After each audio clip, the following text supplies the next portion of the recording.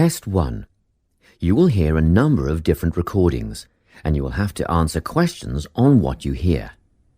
There will be time for you to read the instructions and questions, and you will have a chance to check your work. All the recordings will be played once only. The test is in 4 sections. At the end of the test, you will be given 10 minutes to transfer your answers to an answer sheet. Now turn to Section 1. Section 1. You will hear a conversation between a clerk at the inquiries desk of a transport company and a man who is asking for travel information. First, you have some time to look at questions 1 to 5.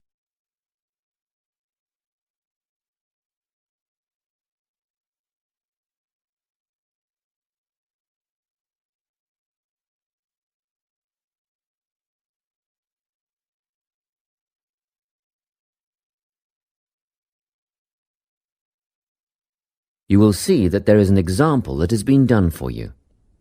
On this occasion only, the conversation relating to this will be played first. Good morning, Travellink. How can I help you? Good morning. I live in Bayswater and I'd like to get to Harbour City tomorrow before 11 a.m. Well, to get to Bayswater... No, I live in Bayswater. My destination is Harbour City. Oh, sorry, right. So that's Bayswater to Harbour City. Are you planning to travel by bus or train? The man wants to go to Harbour City, so Harbour City has been written in the space. Now we shall begin. You should answer the questions as you listen, because you will not hear the recording a second time.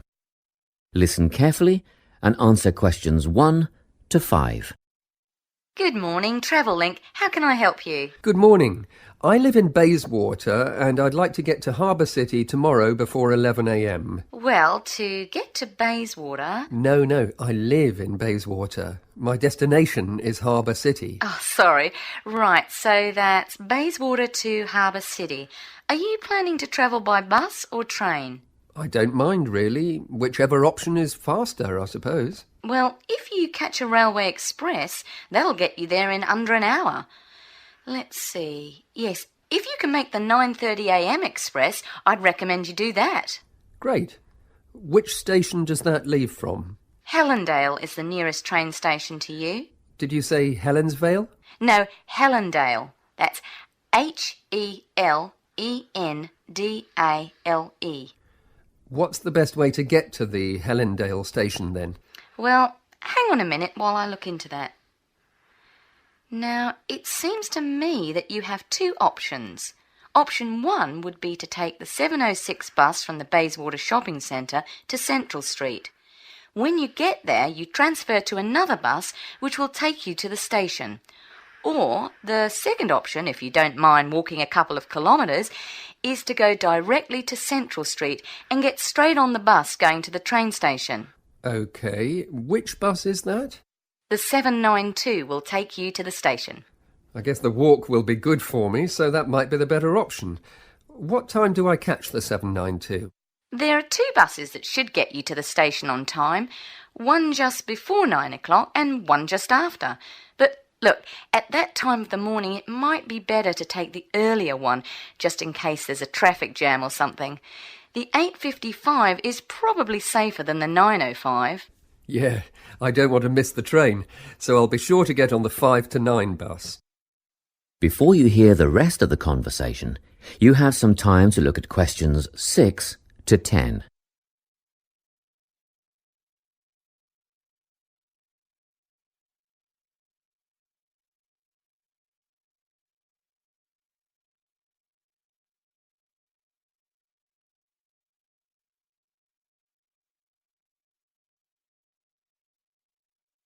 Now listen and answer questions 6 to 10.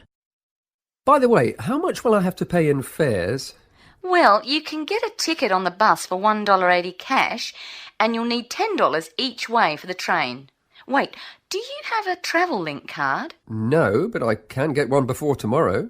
OK, well that'll make it considerably cheaper then. The bus will cost $1.50 each way, and the train will be... The train to Harbour City will... Still costs $10 because you'll be travelling during peak hours in the morning, so no savings there, I'm afraid. However, if you could come back at an off-peak time... What does that mean? Well, if you could start your return journey before 5 p.m. or later than 7:30 in the evening... Actually, I wasn't planning on coming back till at least 8 o'clock anyway. Oh, in that case, you can make quite a saving if you use your Travel-Link card. You did say you were planning to purchase one, didn't you? Yes, I'll pick one up later today. Good. That would mean your return train journey would only cost you $7.15 with your card. Thank you. Is there anything else I can help you with? Actually, there is. Do you know if I can use the Travel-Link card on ferries? If you're thinking of the Harbour City ferries that go back and forth between the North and South Bank, those are the commuter ferries, then yes. A one-way trip costs $4.50, but with your card you'd make a 20% saving and only pay $3.55. So $3.55 for the commuter ferry. What about the tour boats? You mean the tourist ferries that go upriver on sightseeing tours? No, they only take cash or credit card. They're not part of the Travel-Link company. Oh, I see. I don't suppose you know the cost of a tour? In actual fact, I do, because I took a friend on the trip upriver just last week. We decided on the afternoon tour, and that was $35 each, but I understand that you can do the whole day for $65. Thank you. You've been a great help. My pleasure. Enjoy your day out. That is the end of section 1. You now have half a minute to check your answers.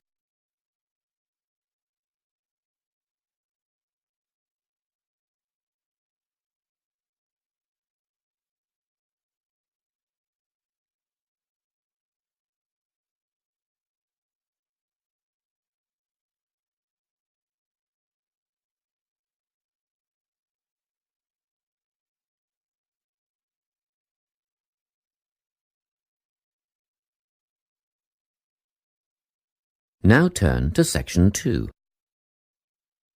Section 2. You will hear a guidance counsellor talking to a group of students. First, you have some time to look at questions 11 to 14.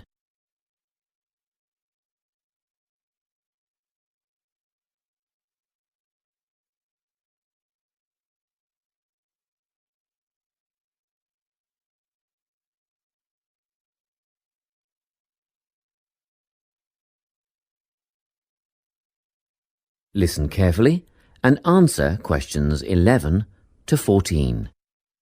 Hello everyone. I'm the Counselling Administrator here at St Ives College, and I've been asked to come and talk to you about our counselling team and the services that we offer. We have 3 professional counsellors here at St Ives, Louise Bagshaw, Tony Denby and Naomi Flynn.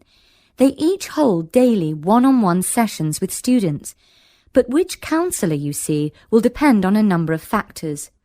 If you've never used a counsellor before, then you should make an appointment with Naomi Flynn. Naomi specialises in seeing new students and offers a preliminary session where she will talk to you about what you can expect from counselling, followed by some simple questions about what you would like to discuss. This can be really helpful for students who are feeling a bit worried about the counselling process. Naomi is also the best option for students who can only see a counsellor outside office hours. She is not in on Mondays, but starts early on Wednesday mornings and works late on Thursday evenings, so you can see her before your first class or after your last class on those days. Louise staffs our drop-in centre throughout the day. If you need to see someone without a prior appointment, then she is the one to visit. Please note that if you use this service, then Louise will either see you herself or place you with the next available counsellor. If you want to be sure to see the same counsellor on each visit, then we strongly recommend you make an appointment ahead of time. You can do this at reception during office hours or by using our online booking form. Tony is our newest addition to the counselling team. He is our only male counsellor, and he has an extensive background in stress management and relaxation techniques. We encourage anyone who is trying to deal with anxiety to see him. Tony will introduce you to a full range of techniques to help you cope with this problem, such as body awareness, time management, and positive reinforcement. Before you hear the rest of the talk, you have some time to look at questions 15 to 20.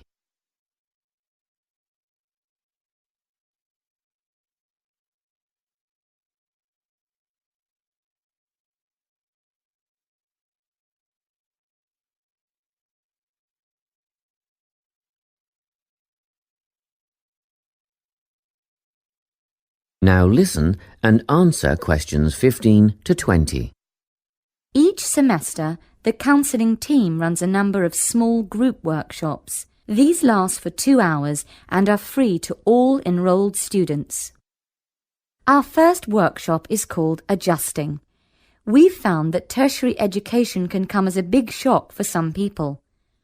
After the structured learning environment of school, it is easy to feel lost.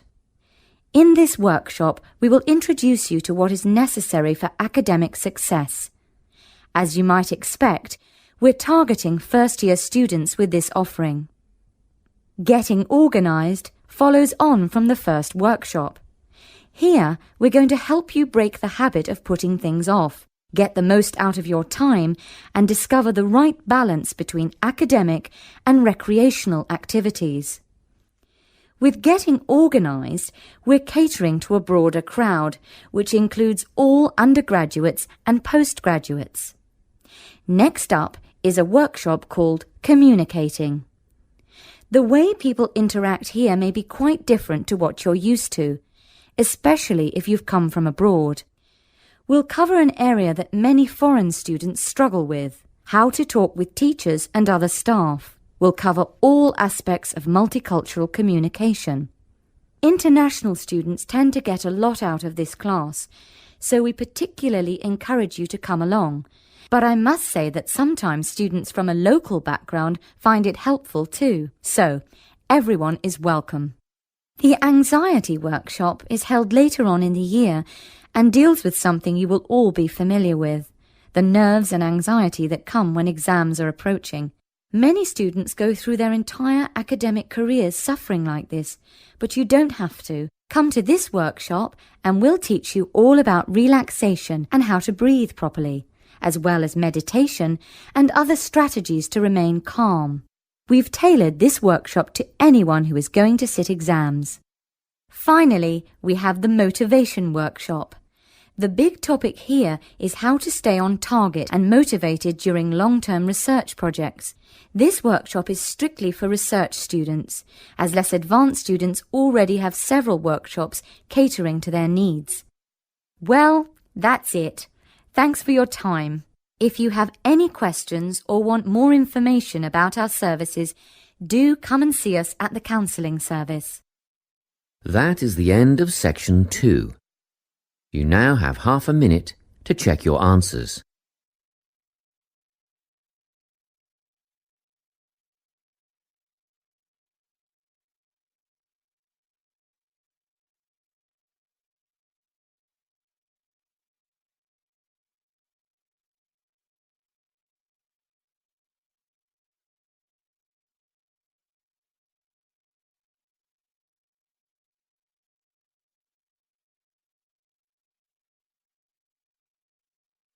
Now turn to Section 3.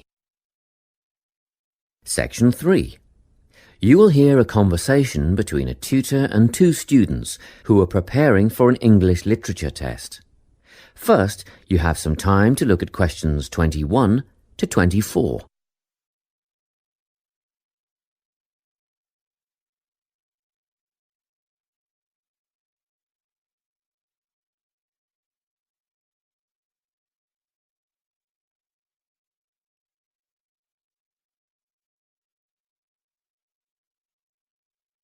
Listen carefully and answer questions 21 to 24.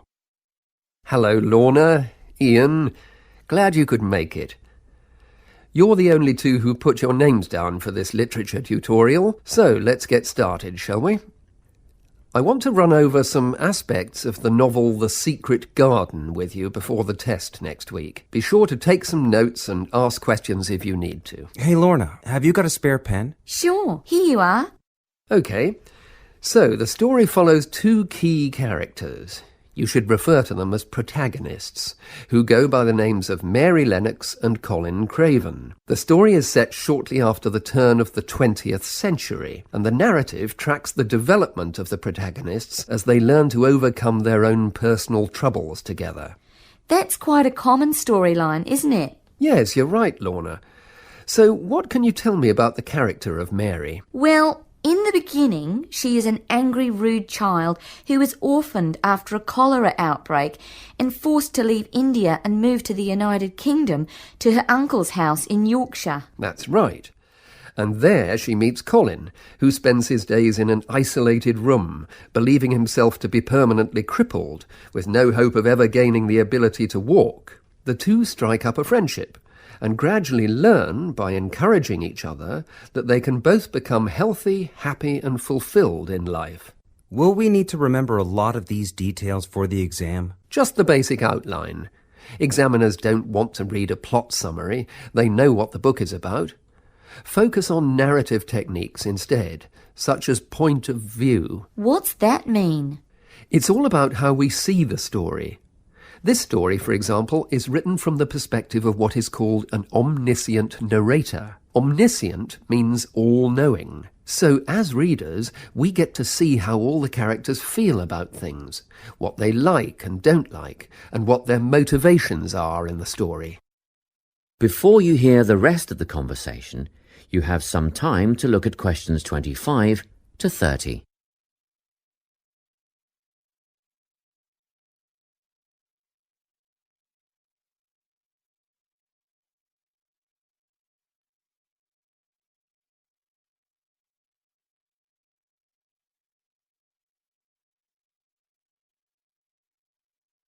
Now listen and answer questions 25 to 30.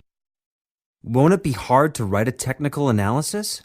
After all, it's a kid's book. Well, it was initially pitched at adults, you know. But over the years it has become seen as a more youth-orientated work. And you're right in a sense.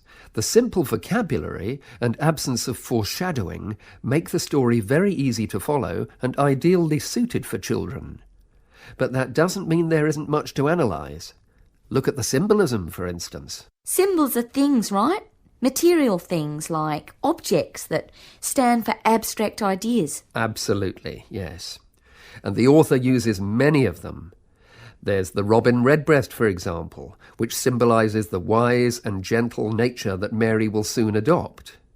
Note that the robin is described as not at all like the birds in India.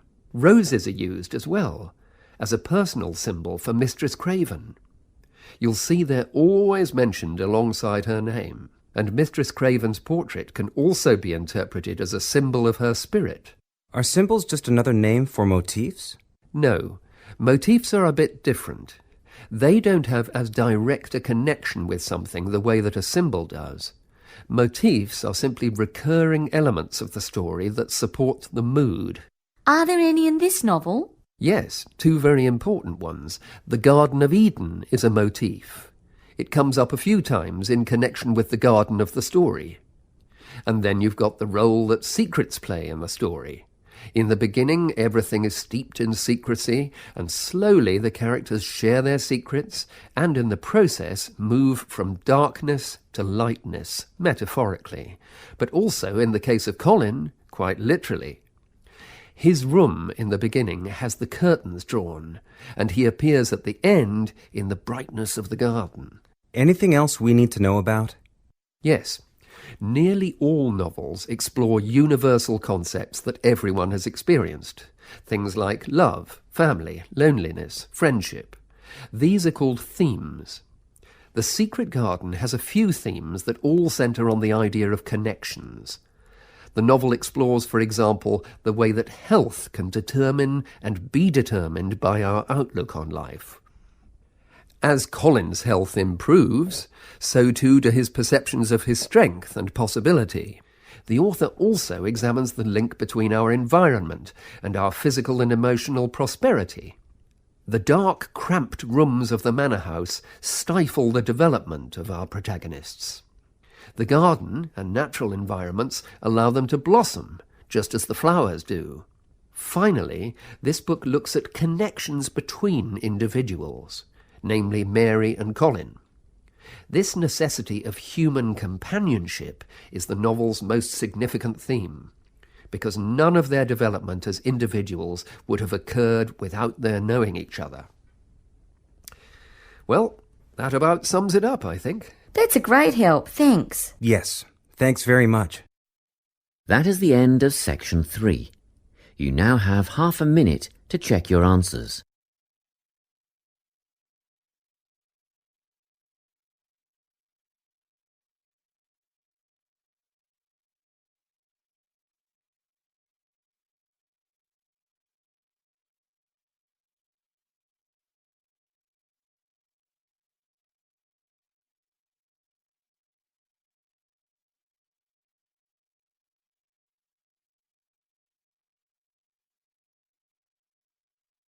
Now turn to Section 4. Section 4. You will hear a talk on the topic of time perspectives. First, you have some time to look at questions 31 to 40.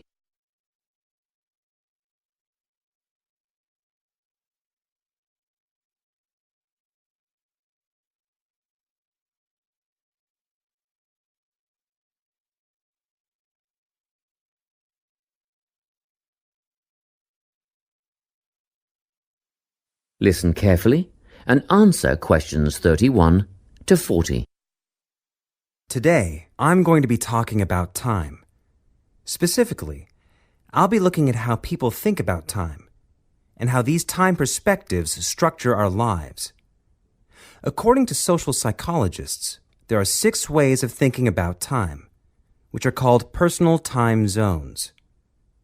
The first 2 are based in the past.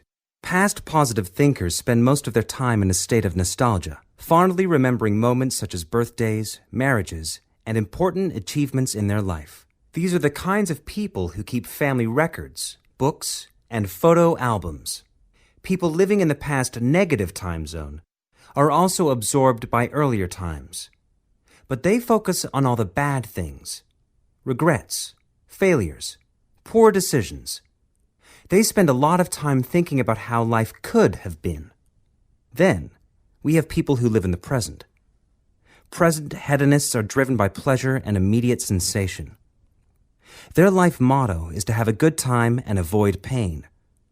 Present fatalists live in the moment too, but they believe this moment is the product of circumstances entirely beyond their control. It's their fate, whether it's poverty, religion, or society itself. Something stops these people from believing they can play a role in changing their outcomes in life. Life simply is, and that's that. Looking at the future time zone, we can see that people classified as future active are the planners and go-getters. They work rather than play and resist temptation. Decisions are made based on potential consequences, not on the experience itself.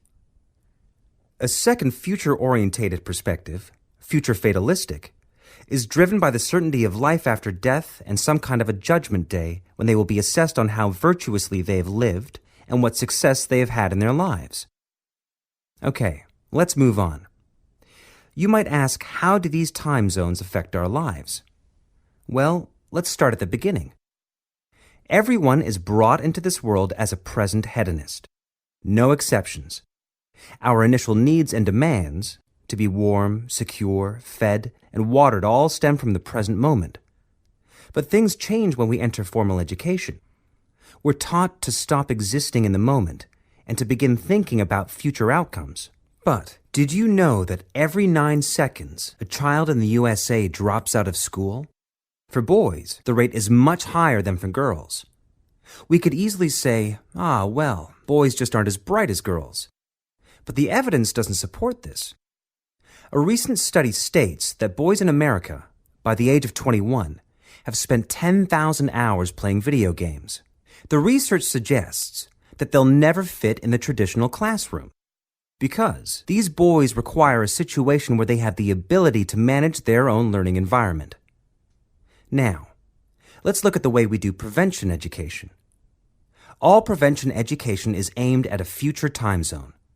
We say, don't smoke or you'll get cancer. Get good grades or you won't get a good job. But with present-orientated kids, that just doesn't work. Although they understand the potentially negative consequences of their actions, they persist with the behavior because they're not living for the future. They're in the moment right now. We can't use logic, and it's no use reminding them of potential fallout from their decisions or previous errors of judgment. We've got to get in their minds just as they're about to make a choice. Time perspectives make a big difference in how we value and use our time. When Americans are asked how busy they are, the vast majority report being busier than ever before. They admit to sacrificing their relationships, personal time, and a good night's sleep for their success. 20 years ago, 60% of Americans had sit-down dinners with their families, and now only 20% do. But when they're asked what they would do with an 8-day week, they say, oh, that'd be great. They would spend that time laboring away to achieve more. They're constantly trying to get ahead, to get toward a future point of happiness. So, it's really important to be aware of how other people think about time. We tend to think, oh, that person's really irresponsible, or that guy's power hungry. But often, what we're looking at is not fundamental differences of personality, but really just different ways of thinking about time. Seeing these conflicts as differences in time perspective, rather than distinctions of character, can facilitate more effective cooperation between people and get the most out of each person's individual strengths. That is the end of section 4. You now have half a minute to check your answers.